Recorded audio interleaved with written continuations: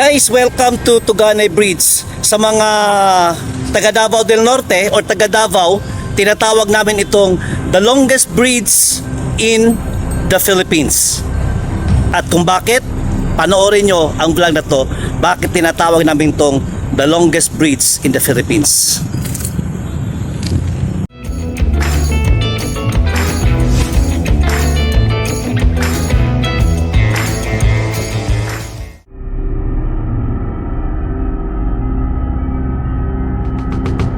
Magandang araw guys, welcome to Dance Travel, welcome to my new content. Itatakel natin itong Tuganay Bridge, which is tinatawag naming the longest bridge in the Philippines. Bakit? Paano? Makinig kayo, stay put at manood.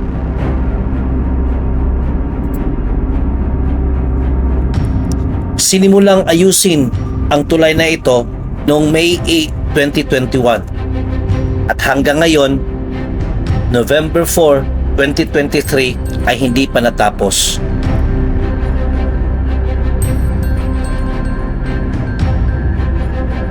Hindi ako eksperto guys, pero sa tingin ko, ang mismong tulay na ito ay meron lamang 100 to 200 meters ang kahabaan.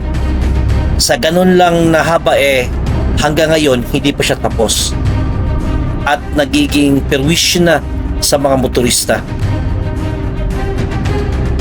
Sa mga taga Davao del Norte especially, kaya tinawag namin itong the longest bridge dahil sa heavy traffic.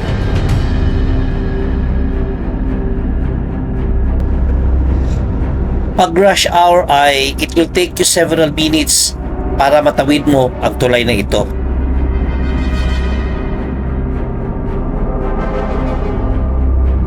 On my own experience, nagdadrive ako ng 4 wheels. Galing ako ng Davao, pauwi ng Tagum. It took me 30 minutes bago ko natawid ang tulay na ito because of the heavy traffic.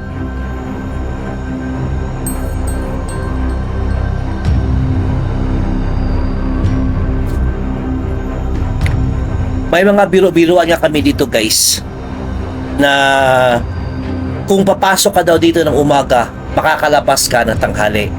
At kung papasok ka ng tanghali, makakalabas ka ng hapon. Ganun siya kahaba ang tulay na ito. Pero joke lang yan guys. Ang katotohanan sa sobrang traffic. Expected na rin ngayong darating na Disyembre, nakakadagdag ito ng perwisyo sa mga motorista nang dahil sa traffic na naman.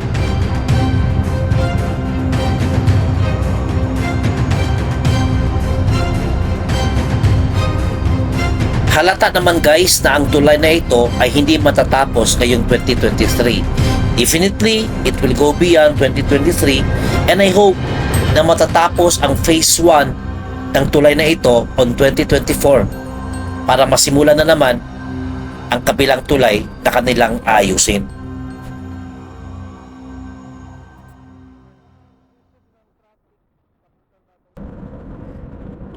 Pauwi na ako ng Tagum City guys. Ito nakita nyo sa kabilang kalsada, mga sasakyan na yan ay hindi yan nag-move.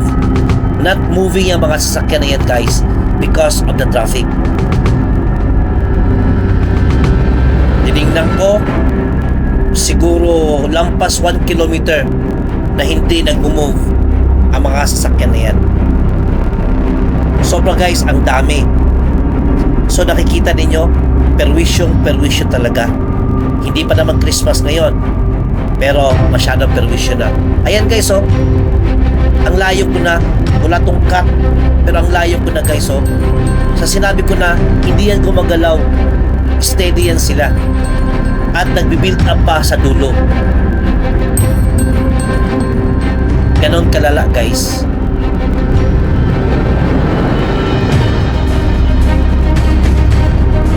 Sana next year ay matatapos na ang kalbaryo ng mga motorista sa pagdaan sa tulay na ito. Babalikan natin ito guys. First quarter 2024, mag-update na naman tayo kung anong kaganapan sa tulay na ito.